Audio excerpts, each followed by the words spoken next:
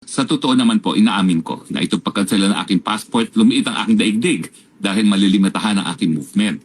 Pero ako naman po hindi gumagalaw. Narito pa ko lang po ako sa Europa dahil gusto ko nga pong samahan si Tatay Digong.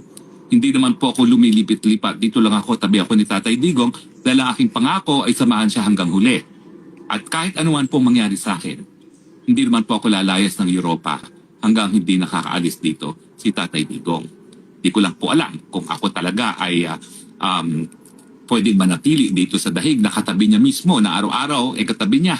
Dahil napakalamig naman po ng panahon din kaya mahibihira na rin tayo makarating dun sa tabi ng kulungan niya. No? Pero ang importante po, narito pa rin ako sa Europa. Hindi iniiwan si Tatay Digong gaya ng aking pangako.